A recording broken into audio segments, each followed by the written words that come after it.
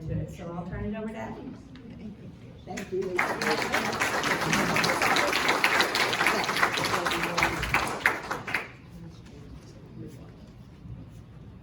If I just wear this, will you be able to hear me? If it's on me like this?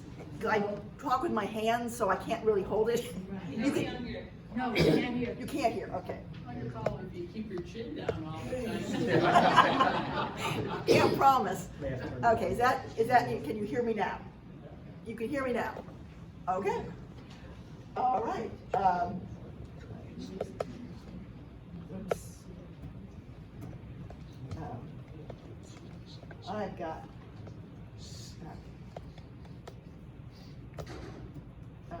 for some reason this is not, okay, there we go. Okay, first of all, thank you for inviting me to be your speaker and to talk about lies a tombstone told me, which is a subject I've had so much fun researching. Some of the stories I'm going to tell you tonight are in my new book. It's with a publisher right now, they're deciding, so I'm hopeful. But I've written a book on the graveyards and the most unusual tombstones of Arkansas. And it can't just be the third governor or the third lieutenant governor. It's got to be an interesting stone with a good story. And some of that worked its way into tonight's talk. So tonight, I'm going to talk about lies a tombstone told me, or for the English majors in the crowd, tombstones as unreliable narrators. So I learned something recently from an Arkansas judge. Doesn't matter if it's Arkansas, from a judge. In court, you are not allowed to use hearsay, because hearsay is gossip, rumor, something that was said outside of the court, and you can't cross-examine the person who said it. But there is a long list of exceptions to the rule against hearsay. And item number 13 is that family records, including burial markers, are allowed as evidence in a court case, because it is argued a tombstone has no reason to lie. That killed at Gravestone Studies, by the way. And we've all been lied to by tombstones. We have been told whoppers by tombstones. And we use the term carved in stone to mean something absolute, but it's just not true. So why do tombstones lie to us? The main reason is character rehabilitation. The deceased did something shameful, and the family's trying to pretend it didn't happen, and make them out to be a very good person. The second reason is the flip side of this. It's character embellishment. They did good things, and the family just can't let it alone and make them out to be even better. It's all family pride.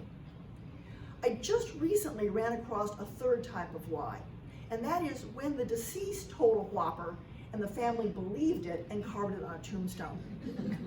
So for example, over in Fort Smith, a woman named Alice Eads told a newspaper reporter in 1934 that she was the first female U.S. Marshal and that she rode for Judge Parker. Complete whopper. Well, about 20 years ago, somebody found this newspaper article and thought it was true and put up a nice granite marker for Alice in Oak Cemetery. It says, Alice Eads, first female U.S. Marshal, she rode for Parker. So there is a mistake that's out there, and it's utterly bogus. And then the fourth example of a lie on a tombstone is probably just humor, that we're not really sure it can go either way. So on that, we're going to start with humor, and that is, we have this taboo about saying anything bad about the dead. We're supposed to only say good things. But the exception is when the dead person, or the pre-dead person, says something bad about himself. So you have a husband and wife, the wife dies, the husband puts up a marker for the two of them. Her side will be beloved, wife, mother. Bobby was loved by all who knew her, and John was feared or hated by most. Remember, John is saying this about himself. I took their name off the stone because I don't have permission to use their markers, and I don't have the guts to call up and try and ask these people for their stories. Or this one is even better. Patricia Ann was the devoted wife and best friend. Now remember, he's saying this about himself. One of my favorite, this is like the first time I ever found this, and I absolutely love Wayne Everett Strickland. He and his wife put up their stones pre-need. They both say atheist. His side says, I'm a busy man, I don't have time for this. Presumably he's too busy to die. Fortunately for Wayne Everett Strickland, I went back up in 2005 and oh look, he found time. Although I have to say that both sides of his marker are identical, and the opposite side does not have a death date, which means it's like Schrodinger's tombstone. He's both alive and dead, and if you walk up from the other direction, he still doesn't have time for this. Then there's something like Tony Griffin Sherrod over in Conway. If you notice, he died while fending off a great white shark during a triathlon. I fell for this. I went home that night and Googled deaths from great white sharks, and there is a list on the internet, and no, he is not on it. And that's because Tony Griffin Sherrod died of colon cancer, according to his obituary.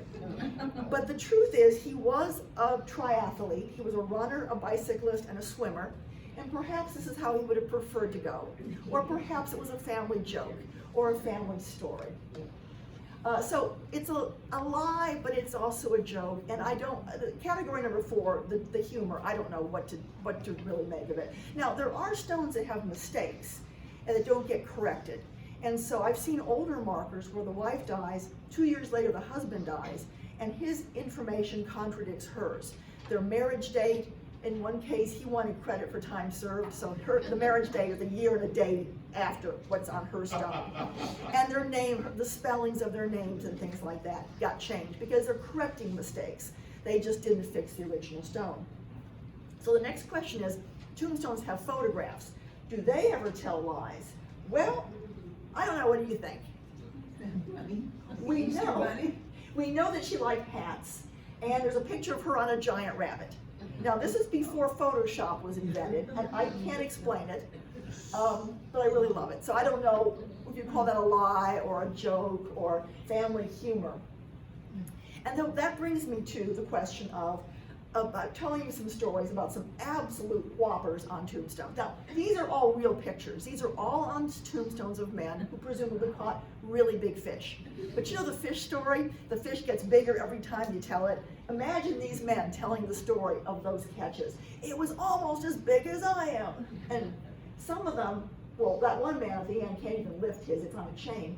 I have found 3 different obituaries for men who were killed by giant catfish, where the catfish dragged them out of a boat, or they got their foot caught in the line and pulled underwater. And in every one of those obituaries, the catfish weighed 100 or more pounds. So clearly, big fish, big fish stories. But I'm going to start my stories of true lies, the big whoppers on stones, with character rehabilitation. These are, and I can't explain this picture. I took this in Indiana. But it makes me happy. So character rehabilitation. My first example comes from Little Rock, from Mount Holly Cemetery. And this is Solon Borland Blackburn. Now he died in New Orleans, not in Arkansas. His father was a newspaper publisher, and his father was also in the state legislature. So this was a very well-to-do family. Solon, unfortunately, had some problems. And in 1874, the young woman he was engaged to broke off their engagement with a Dear John letter. She said that until his habits improved, he was discarded. Now, some men would take that as a kick in the pants to get their problems under control, but Solon did not. In fact, I think he may have doubled down. And he probably went on drinking. And 2 years later, in 1876, he took out his ex-fiancee's letter. And he wrote, "Try and forget me," on the bottom of it, which has 2 meanings, try and forget me, or try and forget me. He wrote that on the letter, and then he went to a shooting gallery, rented a dueling pistol, and shot himself in the head. Newspapers were divided as to whether or not he was drunk at the time.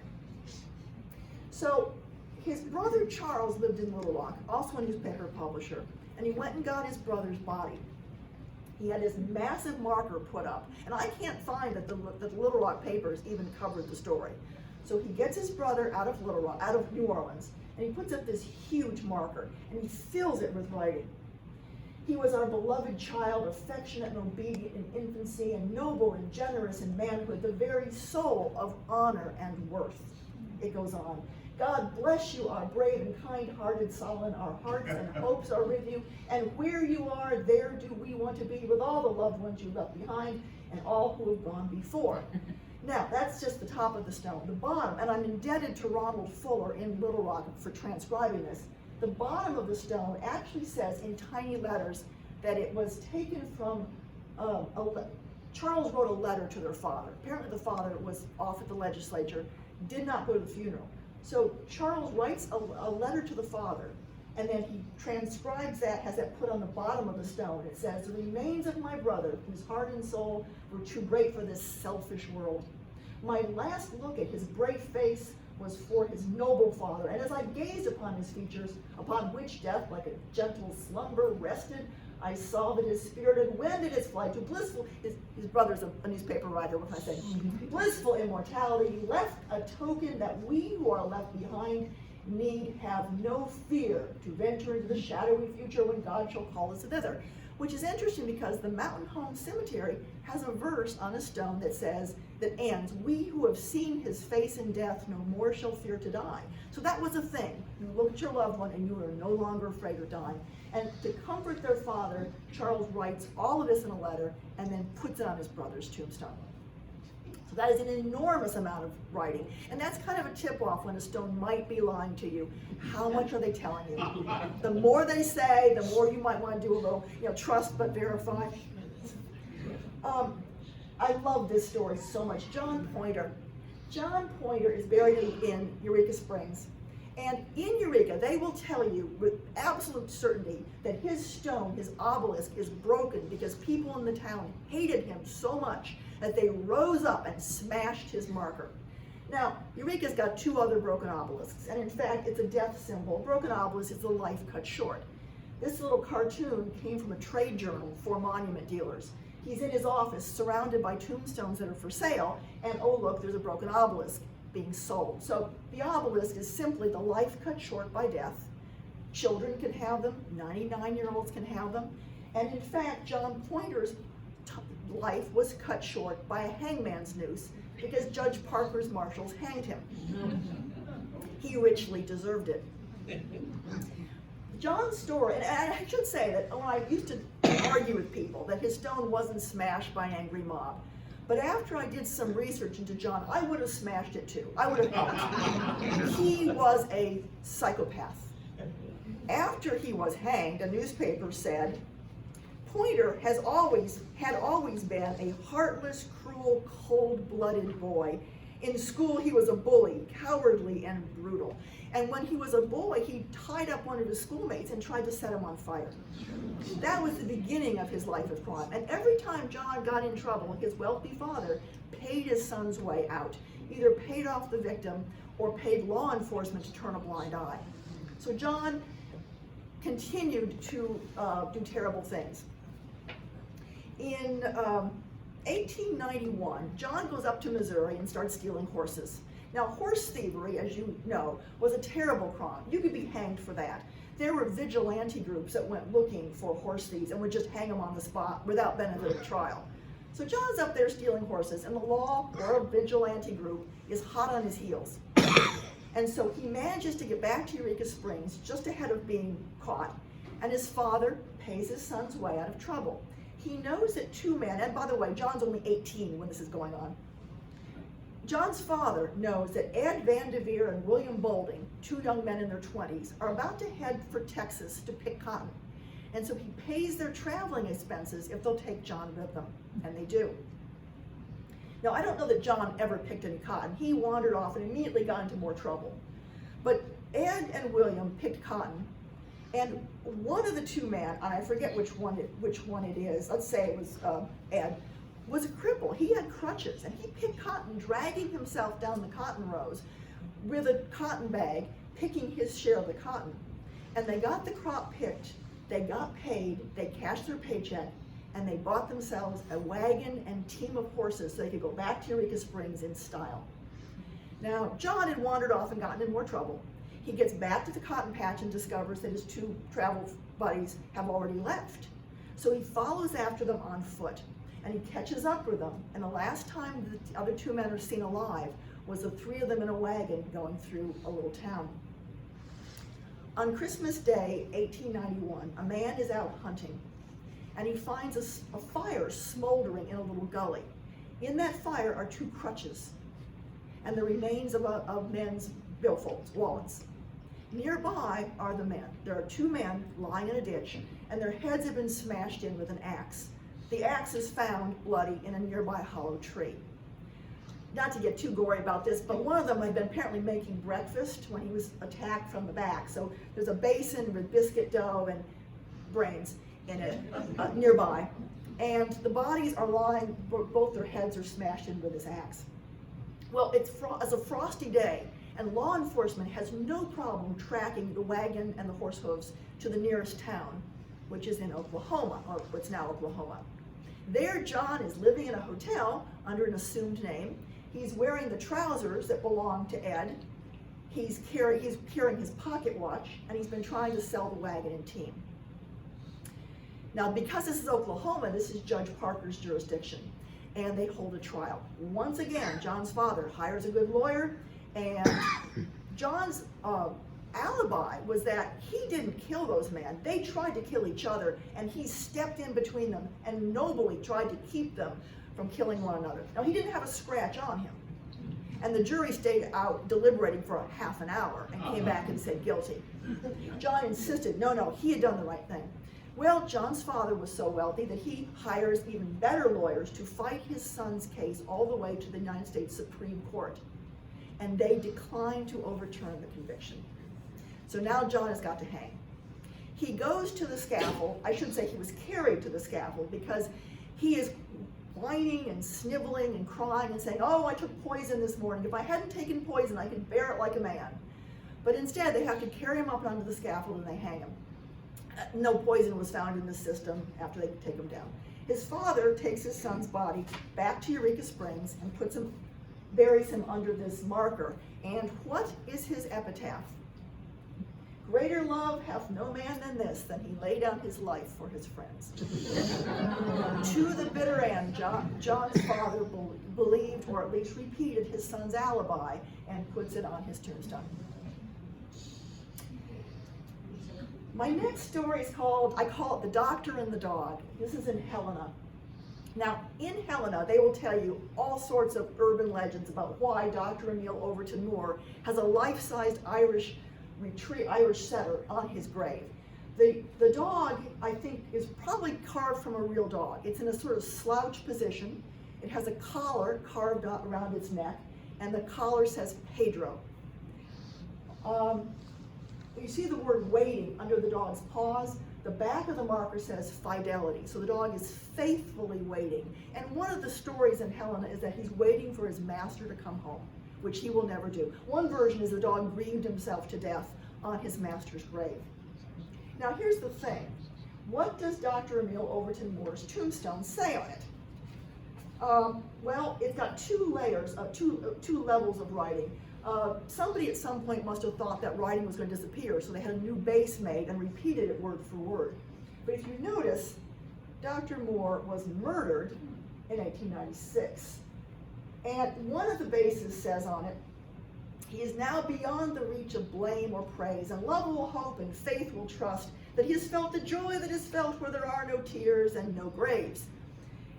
Then it goes on and says, and I'll read it to you, it's a little hard to read, he possessed marked individuality. He was incapable of dissimulation, that's lying. His errors were the errors of a man, and they stood out in bold contrast with the time-serving, two-faced hypocrites who conspired to have him murdered. Any of that true? Show of hands. Was he murdered? Were there hypocrites that conspired? I don't think so. The story of Dr. Emil Overton Moore is this. He was probably a very good doctor. He and his brother Frierson went to medical school in Kentucky, and they, at least Dr. Moore, Emil Overton Moore, had a little drinking problem. And when he was drunk, the newspaper said he was a terror to the residents of Helena, and he was often drunk.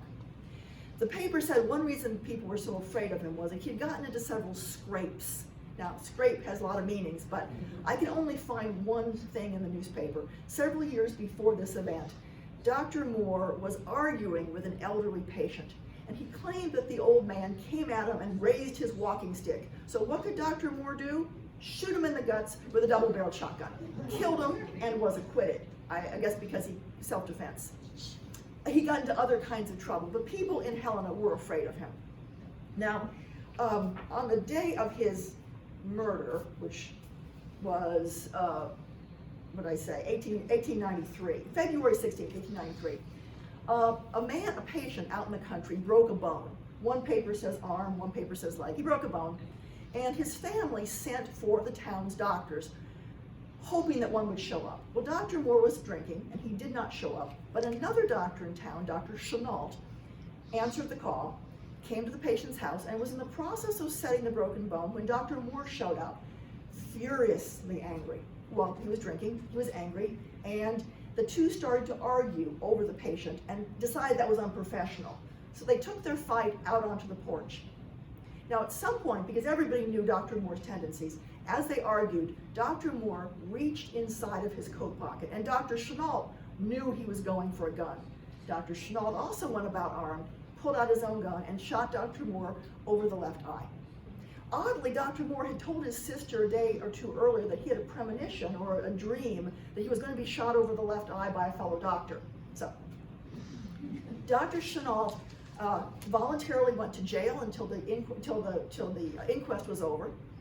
He was acquitted. I don't think there was a citizen in Helena that wouldn't have been a good character witness, and he was acquitted on the grounds of self-defense. At which point Dr. Chenault went off and lived a very good life. He married well, he became the head of the Arkansas Medical Association, he practiced medicine to the very end. His life was fine. But the odd thing, the little twist to the story, is that Dr. Moore was married, and his wife was living with her parents in Memphis with their young children, a little boy age 11 and a little girl age 4. And he had a life insurance policy for $5,000, which in today's money would be about $85,000. He had taken his children's name off the policy as beneficiaries and deeded it over to his mistress. Minnie Robertson was a school teacher, and she claimed it was an early wedding present, that she was actually his fiancée. She could not get her money. The insurance company said that Moore brought about his own death by fighting, so she took him to court, and she won. They still wouldn't pay her. She took him to court again. She had to go to 3 different courts, and finally she relocated to St. Louis, when I think she must have finally, a higher court made them pay her. So that was the story of the doctor and the dog. I do think that Dr. Moore's wealthy parents probably paid for the dog statue and all of that language about how innocent their son was. My last story of character rehabilitation is about the Hamby brothers, who were lovely in life. Show of hands, lovely in life? Yeah. The Hamby Cemetery is outside of Boonville, and it's very overgrown. Let's just say that this is the tombstone in question, and every other Hamby has got a little concrete marker. The family probably bankrupted themselves to put this up. It's a massive thing. If you notice, it says that Chalk and Will Hamby were maliciously murdered. This was on September 10th, 1881. Now, the other thing about their stone is their death dates, same death date, and on the backs of their markers, there's a lot of suspicious Bible verses. First of all, notice the word persecuted. Blessed are ye when men shall revile you and shall persecute you, and shall say all manner of evil against you falsely for my sake. That's on the back of Will's side.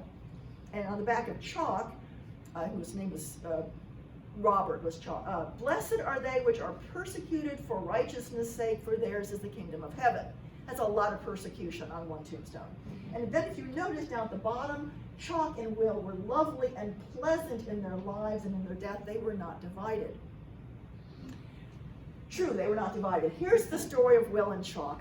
They had the misfortune of having 2 friends named William Jetton and Jesse Bunn Fuller. Needless to say, Bunn Fuller's father was very wealthy. It's important. William and Bunn assaulted 2 black men in Boonville. These were Leander and Emmett Logan. I don't know if they were brothers or cousins, but they assaulted the Logans, and the Logans swore out a warrant for their arrest, which must have been taken pretty seriously for 2 black men in 1881 to have a sheriff take a warrant and try to find the 2 men that did this. So William and Bunn just go into hiding. And they hide out for a while, and they finally decide, you know, this is getting old. If we could just kill the Logans, all of our troubles would disappear. They don't have any guns.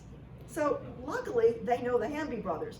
I don't know if they go to the Hambys and say, please loan us your guns, or if the Hambys happen to be riding past where they're hiding.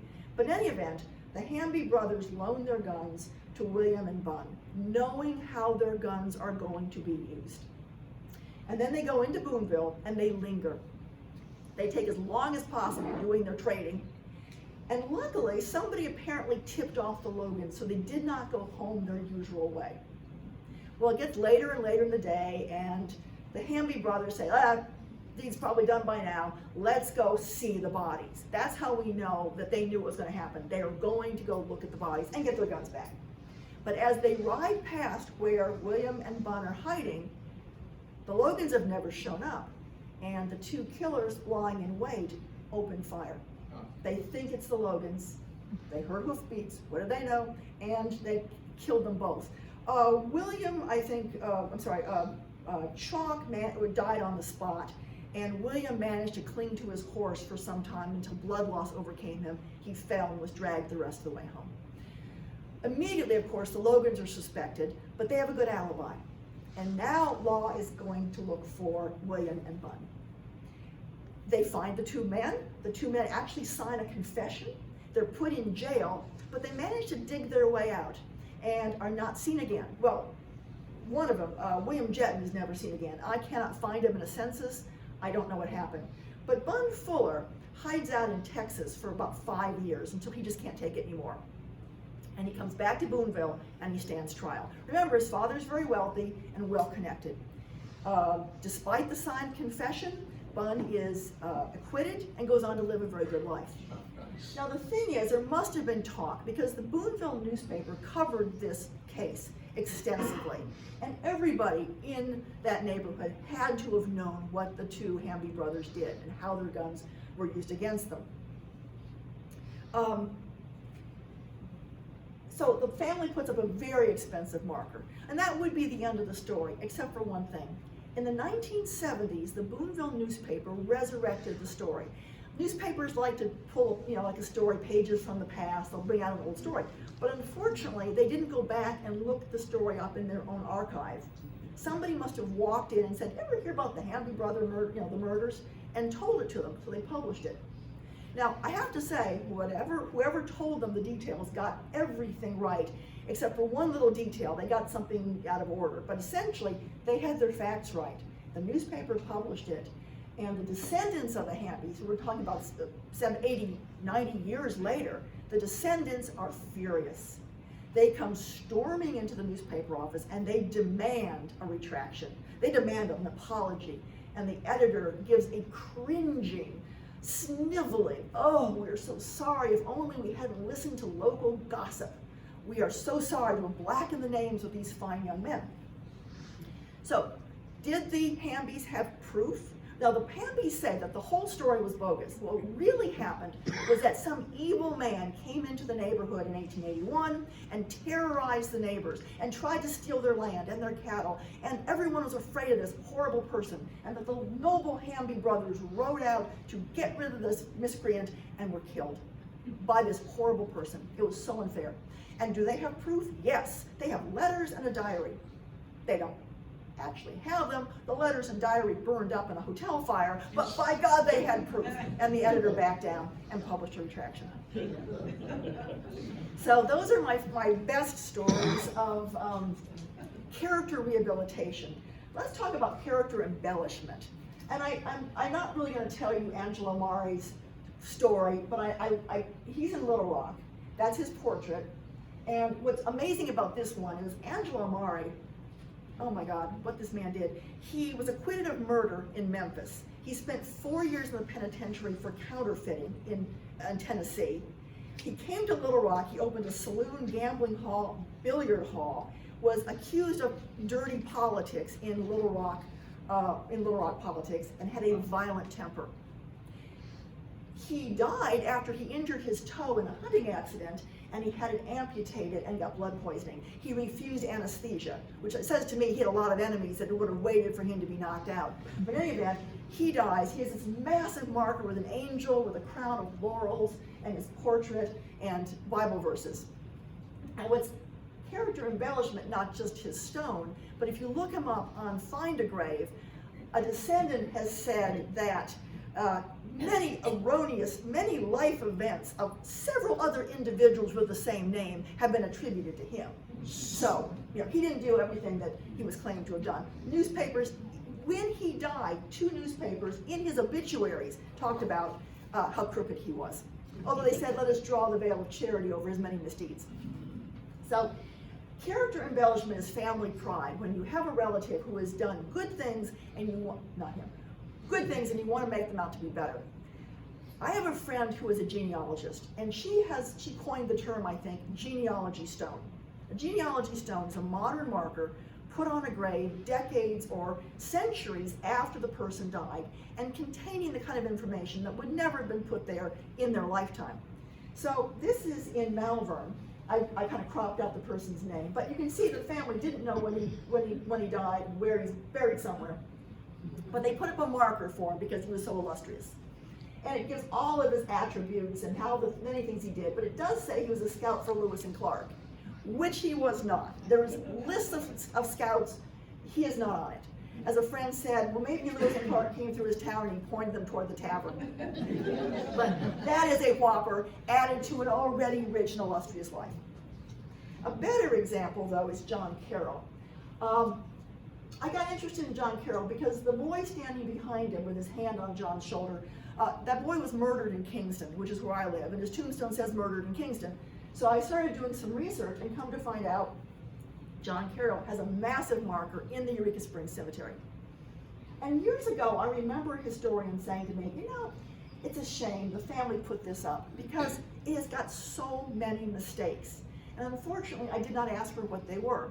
So in preparation for this talk, I thought, well, what can I find out? And I didn't have to work very hard. It is filled with whoppers. One, they said that he was the first mayor of Eureka Springs. He was not.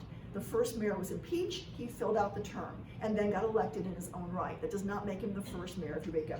It said he built the first real residence in the city. He did not. A local judge built a brick house. It's credited with being the first house. They made mistakes on his wife. They said he was a sheriff. He was not in Carroll County. There's a long section that talks about his Civil War deeds. I didn't even try. I'm not a Civil War historian. I didn't even try on that one. The funny thing is that he has a perfectly good tombstone that was put there when he died. And it says that Captain John Carroll was born in Virginia in, I think it says 1828. Well, when the family got done with his marker, they had changed his birthplace, changed his birth date, and the biggest whopper of all is at the very bottom of his stone where it says that Carroll County was named for him. Which is odd because Carroll County was named at statehood in 1833, and John Carroll doesn't come into Arkansas until 1850. They must have been psychic when they named the county. You can see how this mistake has grown legs. Carroll County was probably named for an early signer of one of the first signers of Declaration, Charles Carroll, who apparently signed the Declaration, Charles Carroll of Carrollton, which was his plantation, and Carrollton in Carroll County was named for him. In Goodspeed, John Carroll never claims to be a descendant of Charles Carroll of Carrollton, the signer of Declaration. In fact, it even says that he may have been a descendant of the Maryland and Tennessee Carrolls, but they don't tie him to any one. And then later the family, of course, makes him out to be a direct descendant of the signer of the Declaration. And there lies the last of all of these many bogus claims. Well, all of these stones have been telling some whoppers, but I want to end with one that Lisa and I talked about when we talked about my doing this presentation. She said, you ought to go to Big Flat Cemetery and see Stephen Treat's marker. And I knew about Stephen Treat. I had been using his tombstone picture in talks that I have given to genealogists. This is a genealogy stone. It was put there by family long after he died, and it's a lovely thing. It says, it gives all of his attributes. It says that he was a father, husband, pioneer, he was a blacksmith, a strong man, and so forth. And then on the back, it lists his 3 wives and all of their children. Well, this is a stone that is going overboard, to be honest. It's going overboard to tell you we did our best to give you information, but we may have made some mistakes, because down at the bottom it says, possibly, over 160 grandchildren, possibly more wives, children, and grandchildren. God knows.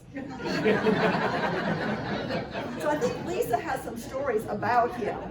I have her tell you. I'm just going to end with my email address and say that if you are out in a cemetery and you have a tombstone and you would like help, if you find an emblem, a symbol, a fraternal lodge emblem, an epitaph, a poem, a carver's signature, and you need help deciphering or understanding this, a lot of symbols don't mean what they appear to mean.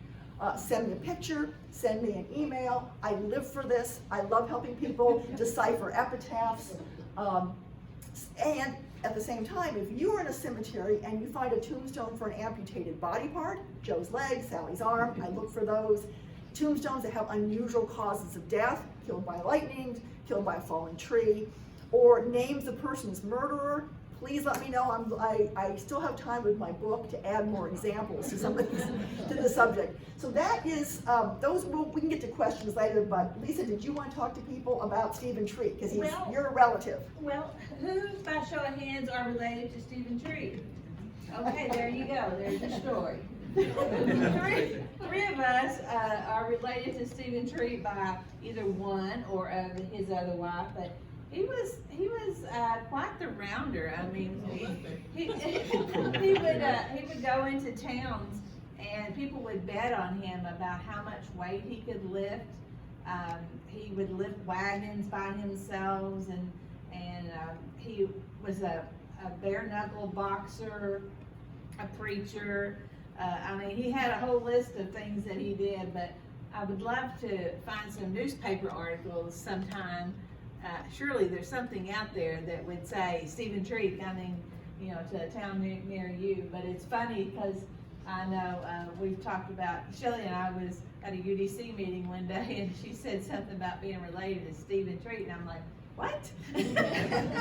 But, yeah, so he has a lot of relatives out here, and perhaps many more of y'all. So anyway, it's just a funny tombstone story. It's a wonderful one. Stories. They have stories. Yes, do you have any Stephen Tree stories? Stephen Tree. We've looked up a lot of information. I'm from wife number 1. Oh. She died in childbirth, so my family, we're the only ones from wife number 1. But we have found a lot of stories about him, but again, I don't know how embellished they are, but pretty much the same things that Lisa told you, but we're constantly too looking for stories about him. Yeah. Well, if anybody comes across one, you know who to contact. I should say there was one other tombstone that I'm going to work into a talk, I hope, for Gravestone Studies. One of the founders of St. Louis, or 2 founders of St. Louis, Pierre Leclerc and his stepson, Auguste Chateau. Auguste Chateau left a very small memoir saying that when he was 14 years old, he laid out the city. His tombstone said that on it too, and the family in the 1920s had it recarved to remove Pierre Leclerc's name as co-founder. They wanted their relative to get all the credit, and changed his birth date to make him 10 years older, because they didn't think a 14-year-old could have done what he did. Now, 14 was old enough because children were being apprenticed at age 10 and 11, so he certainly could have had the math skills to do this. He probably did not do he had help, and he probably was not even in charge of the party that laid out the town, but he claimed that he did. But there's an example of another stone where the family carved away the true story and embellished so their ancestor would look even better. I don't have pictures of that. I hope to go to St. Louis this spring and get pictures. Yet another tombstone that's lying its lettering off. Any comments, questions? You know any good stories? Any good tombstones that lie? Done much research of Mount Holly Cemetery in Little Rock, Arkansas? A friend of mine, Ron Fuller, is the one transcribing all of the stones, and I have done research on certain markers there, not across the board. It's absolutely fascinating. It's the original, I guess, cemetery in Little Rock, and it's just filled with history, and it's beautiful. The tombstones, I guess it was a contest to see who could have the prettiest ones or whatever. Or spend the most money. Yeah. Because there are But portraits. It's fun to walk around and take photos and just kind of think about what it was like back in the That's day. Disneyland in my world. To me, the most unusual marker in Mount Holly is a life-size statue of an angel and Mary Watkins. She was a 20-year-old young woman, an orphan, but very, very wealthy. And her aunt had this probably carved in Italy, but the angel is pulling Mary out of her grave. So she has a winding sheet wrapped around her. Her arms are crossed on her chest in the posture of a laid out body, but her eyes are open because the angel's showing her where he's taking her. And I used to think it was a one of a kind. It's not, but other cemeteries have them, but I think Mary's might actually be her portrait. She's got little curls around her face. I can't find a portrait of her. She died in 1878. 1880 is when the statue was delivered. But she's maybe 3/4 life size, unless she was a small woman. And this angel is just, dragging her upwards. It's an amazing thing. That's I always go see her when I go to Mount Holly, and then I wander around. But Mount Holly's got a lot of good stones, including some very funny modern markers. There's one that said, "I had a great time, maybe I still am." Any other? Yes. In our family, Stephen Treat was supposed to be the strong man in the Shepherd of the Hill story. Really? See, that could have been put on his stone. Interesting. So he was the model that Harold Bell Wright used. Strong man. He lived there, but Wow. At Another that time. claim to fame. Interesting. I just wondered if it was in their side of the Yeah. family too, because I've never We met know these that same ladies. story. Oh. Yeah, well, we've all heard the story, but being able to authenticate it Right. would be the, yeah. And Harold Bell Wright didn't leave notes of who he based things on, I'm assuming. You have to have a once-a-year get-together to go over all the Well, I will details. tell you, one day I went to Big Flat and I didn't really know anybody. I just go over there to look at his stone, And there was this lady and I asked her if she was related to Stephen Treat. And she said, "We're from Big Flat, who's not?" 160 grandchildren, is that? Wow. So, This is not necessarily tombstones, but I think one of the most beautiful little cemeteries in this neck of the woods is over in Harrison, that Maplewood Cemetery. Yes. If you ever get a chance, go there in Yeah. the fall. Oh, It's my gosh, stunningly yes. beautiful. Actually- And people actually just walk around taking photographs and it's beautiful. One year, Maplewood was more spectacular than ever, and people would actually stop other people on the square. "Have you been to Maplewood?" In fact, that's the first time that's how I found out about it. Somebody stopped me, or I was in an antique mall or something, and said, "Have you been to Maplewood? It's at peak." And yes, people were up there strolling, taking pictures. The leaves on the ground reflect red back up, so you're just like in a snow globe of red. It's an amazing place. And the maples are a couple hundred years old, maybe 100 years old. So yeah, they're amazing. Yes. Oh, I was just gonna say, one of my favorite ones I saw one day, and I don't remember the man's name, but it said, he was ill, but he died well. You know what cemetery? Yeah, it's actually up in Minnesota, it's in Fort Ridgely. Okay. Oh, nice. People every so often, someone will tell me in a talk, I saw the funniest stone. It said, "I told you I was sick." Well, I found a half dozen of those just in Arkansas, and I'm guessing every member of the Association for Gravestone Studies has found it in their home state. "I told you I was sick." It looks like a one of a kind, but a lot of people have had that. Well, how did that go again? He was ill, but he died well. I saw one somewhere that said, "Our poor sick father." I kind of collect stones that have references to illness, but hopefully, humorous ones. Speaking of humorous stones, one of my favorite recent finds was for a man just out a couple years ago. It said he did not like his phone. I just got a new cell phone. I hate mine. I think about it. They put it on this tombstone. Did I see a hand or a comment? Yes. One more comment. Thank you for what you're doing. It's kind of a lost art because I think more and more people are being cremated Yeah. and less people are actually having tombstones. And what you're doing now, you're documenting cool, neat stuff for history, and I appreciate you doing it. Well, I used to think that I didn't have time to go in the new side of the cemetery. Like, who has that kind of time? I was so busy reading the old marble ones. But the humor is on, the deliberate humor is in the new side. And after a day of reading children's stones and women dying in childbirth and people from the war and pneumonia, and it's just a pleasure to go into the new side and laugh out loud. Bentonville Cemetery, not far from the Walton plot, there's a blonde joke on a tombstone. It actually says, blonde, anyway. And then there's another joke that I've seen twice, both for men. It says, I made many deals in my lifetime, but I sure went in the hole on this one.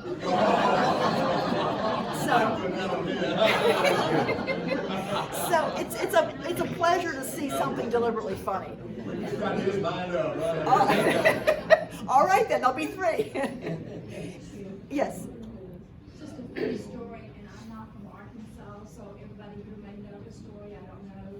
There's a town called Viola, not too far from here, and there's a town closer to it called Burnett. I'm pronouncing it correctly. They may know the story of the cemetery there, that the man struck oil or gas or something, became very wealthy. He told the story that his wife was very hard to live with. The situation that came out was every time he came home drunk, she locked him out of the house and then he had to go spend the night at the neighbor's house. So he died before she did. So she would not allow him to be buried on the property. So they put him 2 miles down the road and buried him on a hill. I really hope that is a true story. I love burial stories. And there are a lot of cemeteries that get founded because they couldn't, the creek was too high to get across to bury somebody, and they had to bury them on the other side, and that starts a whole new cemetery. So, any other? Thank you. Okay, thank you all. You've been a great audience.